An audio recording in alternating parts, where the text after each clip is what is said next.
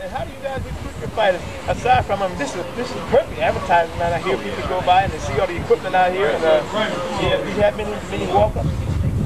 We had a lot of walk-ups. We got a lot of people come, try for a week, leave. Some more people try for a week, leave, and like we expect people. Boxing is not for everybody. That's right. It's not for everybody. Not even for a lot of them that's doing it. No, it's really not. It's hard. You gotta be disciplined, especially when a fight for us. Yeah, and a lot of guys they walk in off the street, you know, and they got technical secrets in their top pocket, you know, but they want to fight.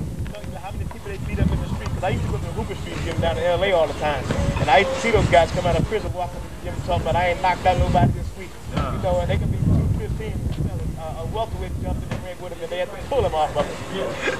There's a big difference between street fighting and being a boxer. It's a big difference.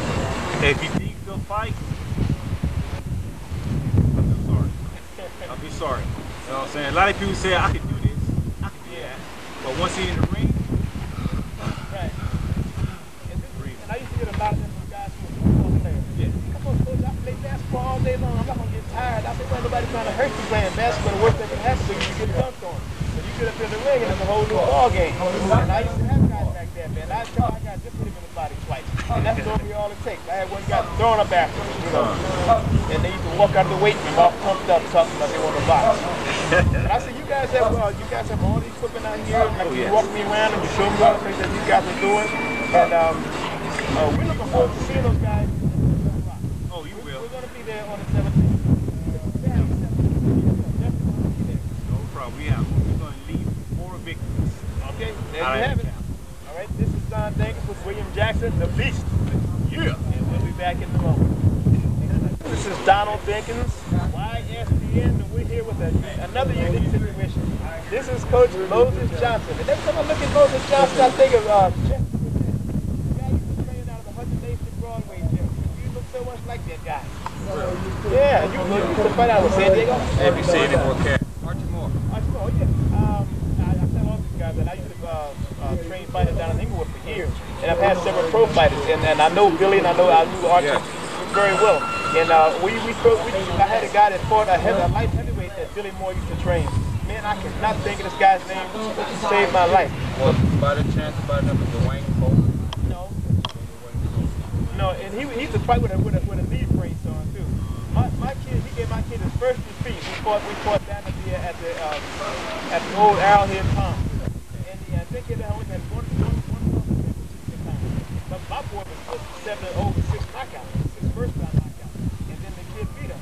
And I wish I could think of the boy's name because the kid that fought, he fought at the forum, and I had seen him fight before, and he stood around the whole fight just posing. You know, he had a funny style posing like that. So then when we were doing a boxing magazine, and I told him, well, when he fights this time, I hope there's no pigeons flying over. And then he wasn't doing anything. So when he fought at the forum, he beat the guy and beat him bad, and he killed me right after. He said, "Don, there was no pigeons flying over tonight." But I'm going. Next time I'm out here, I'll know his name because I know the guy well. And Billy trained him. Okay, because we used to fight down at a couple places down in San Diego that I used to fight my pros. Yeah, and some of my pros I used to fight down there. Sports Arena, the one on the 5th and 5th Street. Yeah, there's one other place up on the hill. I can't Azteca or something like that. Yeah, that's the place on the hill. I can't think of the name.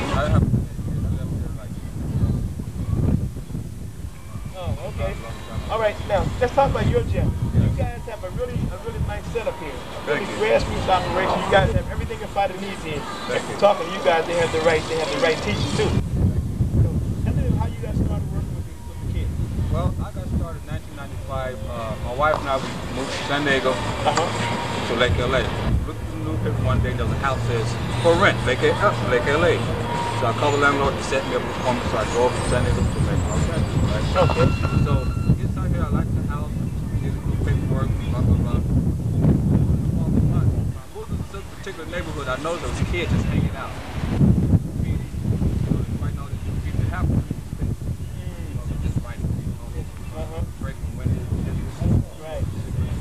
So I got up one morning, I had my measuring stick in my garage. I measured things, knocking, taking things up. My wife was like, "What are you doing, man?" So I'm converting this thing over for a garage.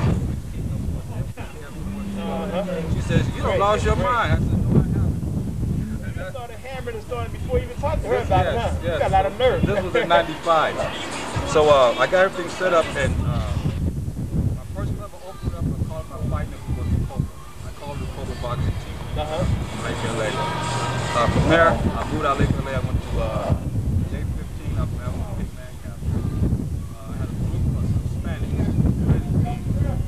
I asked them for the team name. They came up with the Demolition. Right. Okay, so we stuck with it.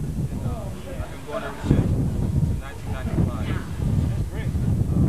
I had 125 amateur fights. Wow. 125 and 8. 12 knockouts. Pan American Games. I didn't make the 72 Olympic because the jet went down. I've spoken on that plane. Oh yeah. I didn't make this plane. Yeah, Barbara Streisand was supposed to be on that plane too. Yeah. So I didn't make the fight.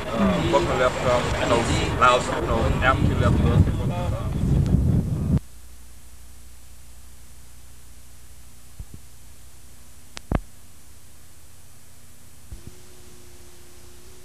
We have to say the thing's going to be. Hello, this is Donald Ray Dinkins. We're here at Jackie Robinson Park in Little Rock, California. We're sitting here talking to Cesar Diaz, and we're going to find a little bit about what this young man is up to. We understand that he's going to be participating in the Desert Storm tournament coming up in a couple of weeks or a week or so. And he's definitely ready. So tell us a little bit about your career so far, about how many matches you've had and what led you to the gym to begin with. Well, first when I started boxing, what led me to it is that my dad's friend, he had a son, and I was curious to knowing what he was like to boxing, so I joined in, and I liked it, so I stayed in. Okay, how old were you then? I was about 9 or 10. Okay, up to that point, had you been watching a lot of fights on TV? Yes. And who was your favorite fighter? Cesar Chavez? No, my favorite fighter was Manny Pacquiao. There you go. Okay, yes, Manny Pacquiao. Okay. What's going to happen when he fights Floyd Mayweather? I think Manny Pacquiao will knock him out. There you go. There you go. Okay, how many fights have you had up to this point, Cesar? 26 fights. Really? Okay.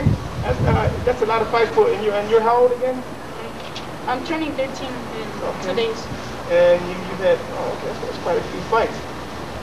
Are you sort of getting a reputation out there now? As you progress, you start to go to the fights. Is it harder and harder for you to get matches now?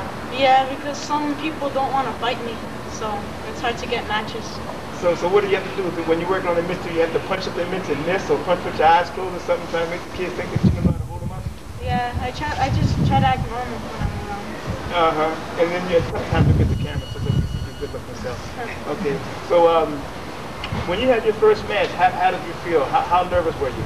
Well, I was pretty nervous because I didn't really know who I was gonna fight or anything, so it was pretty nervous for me. It's a big difference in sparring with a guy that you know and you know how they work. Yeah. And then you get in the ring and you're looking at somebody you've never seen before. You have no idea what they're capable of doing. Yeah, it's really different. So did that make you more alert? How did it affect you?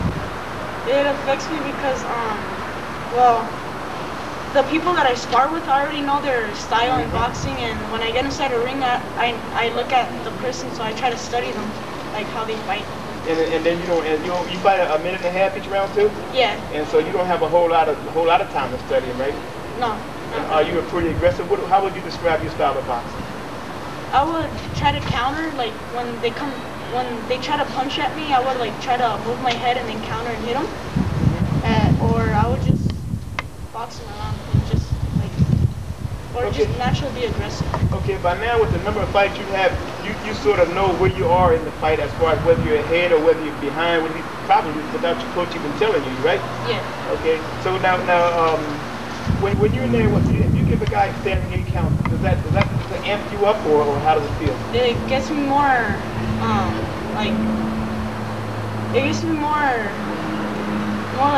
aggressive. Yeah, I get more aggressive. Once I give him a standing 8 count, then I know that I have to finish. Nobody has to tell you anything after that. No. It's on after that. I just have to be really aggressive. Okay, how many guys have you stopped so far? You look like you're pretty quiet, strong type fighter. Yeah, well, I stopped about 4 or 5 people. Yeah. That's good. How many